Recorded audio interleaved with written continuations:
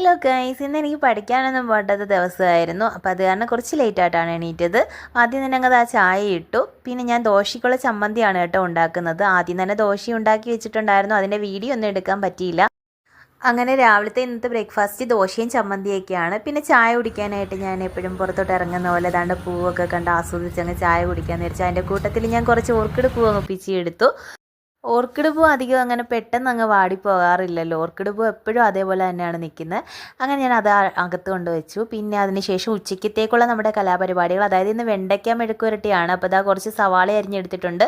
അതിലേക്ക് കുറച്ച് പച്ചമുളകും പിന്നെ കുറച്ച് ഉപ്പും എല്ലാം കൂടെ ചേർത്ത് മഞ്ഞളും എല്ലാം കൂടെ ചേർത്തിട്ട് പിന്നെ വെണ്ടയ്ക്കയും കൂടെ ഒന്ന് അരിഞ്ഞത് തട്ടിയിട്ട് കൊടുത്തു. എന്നിട്ട് അതൊന്ന് വഴറ്റി എടുത്തിട്ടുണ്ട്.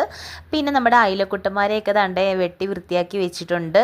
പിന്നെ നമ്മൾ അയില ഇന്ന് കറി വെക്കാൻ ഉദ്ദേശിക്കുന്നത് തേങ്ങ അരച്ചിട്ടുള്ള മീൻകറിയാണ്. അപ്പോൾ തേങ്ങയിലേക്ക് കുറച്ച് മഞ്ഞൾ പൊടിയും മുളക് പൊടിയും കുറച്ച് മല്ലിപ്പൊടിയും പിന്നെ കുറച്ച് ചെറിയ ഉള്ളി എല്ലാം കൂടി ഇട്ടൊന്ന് അരച്ചെടുത്തു.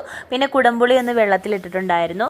അങ്ങനെ മീൻകറിക്ക് അരച്ച അരപ്പൊക്കെ മൺചട്ടിയിലേക്ക് ഇട്ട് കൊടുത്തിട്ടുണ്ട്. അപ്പോൾ അതിലേക്ക് ഇട്ടിട്ട് കുറച്ച് വെള്ളവും പിന്നെ കുടംപുളിയൊക്കെ ഒഴിച്ചതിന് ശേഷം തിളച്ച് വന്നപ്പോൾ കുറച്ച് ഉപ്പും കൂടെ ചേർത്തു. പിന്നെ നമ്മുടെ മീൻകുട്ടന്മാരെയൊക്കെ ഒന്ന് ചേർത്ത് കൊടുത്ത് ഒന്ന് തിളച്ച് വന്ന് പറ്റിച്ചെടുത്തപ്പോഴത്തേക്ക് നമ്മുടെ മീൻകറിയൊക്കെ റെഡിയായി. ഇനി ചോറ് കഴിക്കാനായിട്ട് എല്ലാം എടുത്ത് വെച്ചിട്ടുണ്ട്.